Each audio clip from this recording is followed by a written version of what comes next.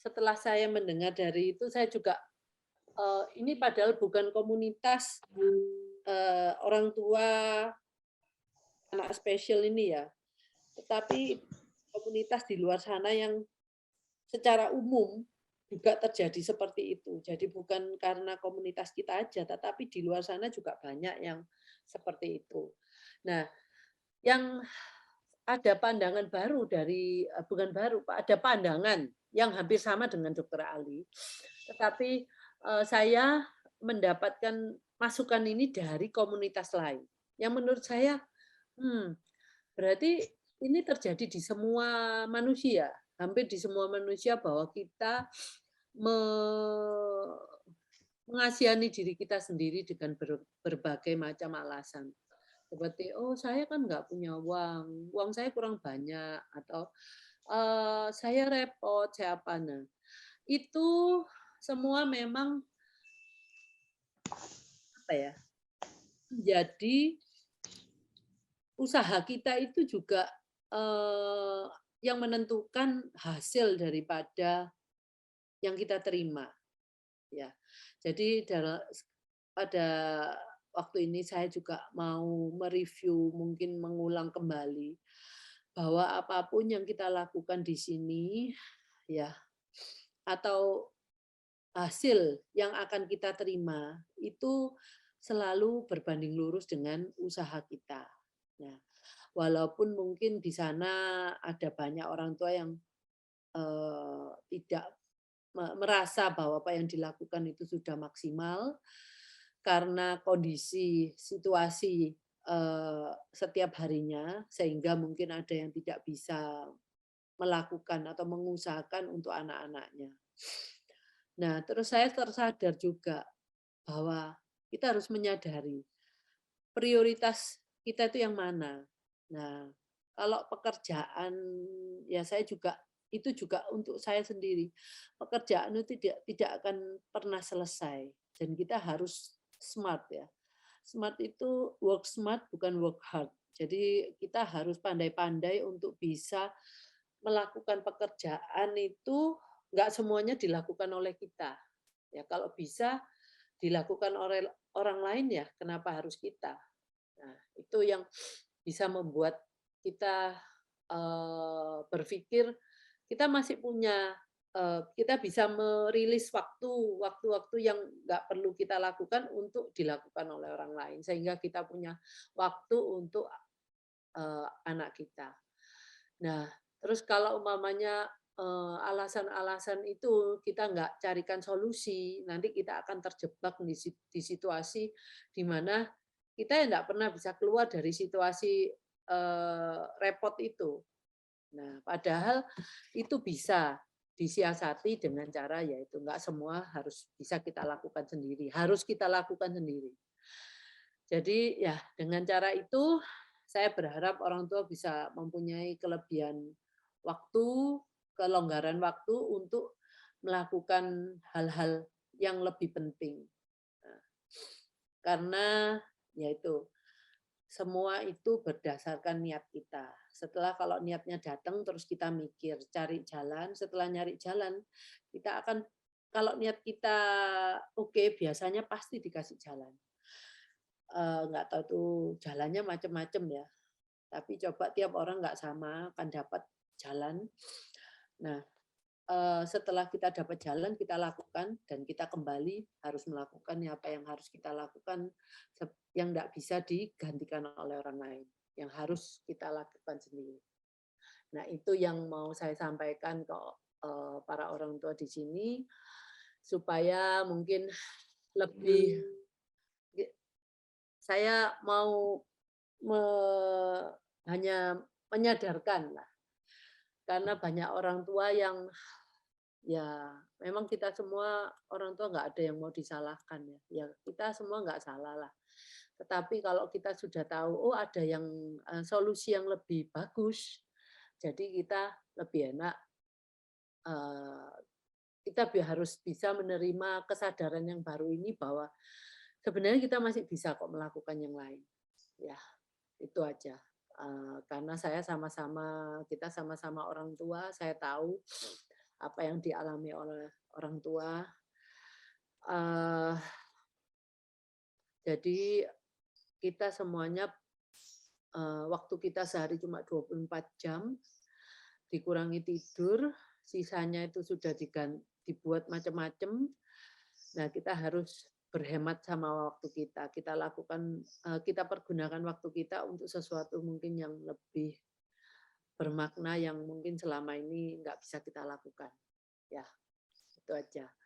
Oke, selamat siang semuanya untuk Mama Bu Winda udah saya sapa, Pak Erianto. Assalamualaikum, semoga sehat selalu. Oke. Sama Pak Slamet Riyadi ya, juga saya enggak tahu bedanya assalamualaikum sama waalaikumsalam. Saya pikir itu semua yang baik. Sehat selalu, semua ortua hebat. Memang kesehatan itu perlu kita lakukan sekarang ini karena kita di tengah-tengah pandemi yang enggak selesai-selesai ini ya. Jadi kesehatan itu terasa begitu harus kita perjuangkan dan kadang-kadang menjadi begitu mahalnya karena kita harus melakukan banyak hal. Kemana-mana semua harus antigen, PCR, tapi sekarang lebih mending lah daripada dulu ya, yang harganya mahal. Untuk Bu Nyoman Sri, oke, dari Bogor, mamanya Made. Selamat siang Bu Etik Nasa, Mama Aufa Sragen. Oke, mungkin sudah saya baca semua saya yang di chat. Nah, untuk topik hari ini, Dokter Ali masih ada ya, Dok? Mau menambahkan apa, Dok? Mungkin dari yang saya ulas tadi, Dok. Yo, aku sih selalu masih ada, masa menghilang. Mau ditambahkan apa? Kerjakan semua puzzle yang sudah kita temukan. Nah, ya. Kita udah ketemu semua toh, biomedisnya sudah, non biomedisnya juga sudah. Sekarang kan tinggal emosi, sampah-sampah emosinya diberesin. Kita udah banyak belajar, nah kita cuma ngomong tolong dikerjakan semuanya supaya kita nggak berlama-lama gitu loh. Supaya anaknya nggak keburu gede. Itu aja pesannya. Ya benar. Kita memang berpacu sama waktu, ya. Saya enggak kepingin orang tua itu nanti menemukan anaknya tiba-tiba besar dan kita tidak bisa menghadapi mereka. Itu kisah yang sangat menyedihkan. Kalau kita sampai seperti itu, kita harus menemukan solusi yang lain di mana kita nggak bisa hidup bersama anak kita kembali. Mau nggak mau karena anak ini bisa jadi ancaman untuk anggota keluarga yang lain, gitu ya. Kalau dia marah. Gitu ya. Oke Dok, terima kasih. Saya sekali lagi saya mau memberikan reminder ke para orang tua bahwa acara kita ini ada di support oleh Prigas, Aksa, Biostrat, Sinbio, Nutracare, Dr. Water. Nah, kita bisa memberikan hadiah setiap event ini untuk para orang tua, tetapi saya minta orang tua bisa mendaftar, meregister melalui link yang ada di kolom chat ini ya. Karena mungkin ada banyak orang tua yang nggak tahu bahwa kita tiap minggu memberikan hadiah. Jadi Anda tolong harus meregistrasi, tolong Bu Widya diberikan bagaimana caranya untuk registrasi untuk mendapatkan hadiah. Baik, Bu. Diberikan ke kolom chat ya. Saya cuma bring awareness lagi ke orang tua, mungkin banyak orang tua yang enggak tahu kalau Anda meregistrasi, Anda punya kesempatan untuk memenangkan hadiah-hadiah yang diberikan oleh disupport oleh supplier ini. Oke, kalau Anda tidak meregistrasi, ya kita nggak bisa memberikan ke Anda. karena kita nggak tahu Anda siapa, alamatnya di mana gitu ya. Oke, itu terus saya mau ngomong mengenai topik kayak hari ini, pengayaan kemampuan komunikasi. Nah, saya kalau buat topik itu saya nggak pinter buat topik seperti Dokter Ali. Memang saya akuin Dokter Ali itu sangat luar biasa kalau buat topik-topik itu yang membuat orang tertarik. Saya hanya bisa memberikan langsung to the point. Memang yang akan kita bicarakan hari ini itu adalah pengayaan. Nah, karena komunikasi anak-anak ini biasanya yang saya tahu anak-anak itu begitu bisa berkomunikasi lebih ke arah kata, langsung minum, makan, atau frase yang mungkin hanya 2 kata, 3 kata, dan itu bukan frase yang bagus seperti yang bisa kita katakan, biasa kita katakan, tapi lebih ke arah mungkin dipersingkat, nggak ada kata-kata yang mensupport bahwa kalau ngomong mestinya seperti yang saya katakan dulu, yang adayanya. Saya mau yang manis atau yang asin atau yang warnanya merah. Nah, itu jarang sekali dilakukan oleh anak-anak. Jadi itu maksud saya pada waktu awal-awal saya mengatakan memberikan Zoom untuk kemampuan berkomunikasi, saya banyak memberikan yang awal-awal aja. Ya. Tetapi untuk anak-anak yang sudah bisa ngomong 1-2 kata, mereka mungkin kecewa, gimana kalau anak saya kan nggak mungkin tuh anak saya udah bisa. Nah, beberapa pertemuan belakangan ini saya banyak memberikan topik untuk anak-anak yang sudah bisa berkata-kata, tetapi komunikasinya itu sangat minimalis gitu. Nah, bagaimana caranya membuat komunikasi itu jauh lebih luas dan jadi orang-orang yang melihat atau yang mendengar itu juga anak ini kok bisa ya ngomong seperti ini. Nah, karena biasanya mereka karena tidak bisa berkomunikasi, jadi tujuan utama komunikasi pokoknya tujuan itu tercapai. Kata-katanya mau bagaimana itu nggak terlalu dipermasalahkan. Padahal menurut saya untuk anak-anak yang sudah bisa ngomong itu gampang sudah ngajarinya.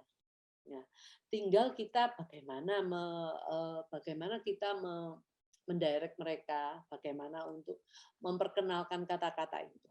Karena biasanya orang tua sudah bisa ngerti kok, wis nggak usah, dia pokoknya ngomong, dia sudah bisa ngomong apa yang dikatakan, saya ngerti ya sudah. Tapi kita nanti anaknya jadi untuk mendengar orang lain dengan kata-kata yang mungkin tidak kita katakan, tidak seperti biasanya kita berkomunikasi atau mendengarkan orang lain yang berkata-kata, anak ini jadi tidak mengerti. Jadi seperti nanti saya akan menggunakan memperkenalkan kata untuk ya. Nah, biasanya kalau hadiah ini hadiah untuk mama. Mungkin dia cuma ngomong hadiah mama gitu aja. Nah, mungkin kita udah ngerti maksudnya dia apa. Tetapi nanti kalau ada orang lain yang mengatakan ini buku untuk adiknya gitu, dia bingung. Ini artinya apa toh, gitu ya. Nah, jadi bukan saya sadarkan kembali yang berkomunikasi dengan mereka itu bukan cuma kita. Nah, nanti akhirnya akan ada banyak orang-orang yang di luar kita atau dia mendengarkan televisi atau multimedia yang lain dengan kata-kata itu anak kita nggak mengerti. Jadi ya kita harus berpikir sampai ke sana, ini bukan cuma soal indah-indahan, kalimatnya itu indah, tetapi kita perlukan ini supaya dia waktu di luar sana itu lebih survive gitu ya. Lebih bisa memahami apa yang dikatakan orang, dan anak kita akan jauh lebih eh, jauh lebih kelihatan natural ya, seperti orang lain kalau dia bisa berkata-kata seperti itu. Mungkin pada satu hari ada orang yang bilang, loh ini anak spesial loh, kok sepertinya ngomongnya, komunikasinya seperti kita kok, nggak ada bedanya, nggak terlalu beda jauh. Nah, itu yang mungkin pada saat ada orang yang di luar kita mengatakan hal itu, berarti Anda sudah mencapai, Anda sudah sukses mengantarkan anak kita ke dalam komunitas di luar rumah, dan dia bisa diterima, dan dia bisa memahami apa yang dikatakan orang tua.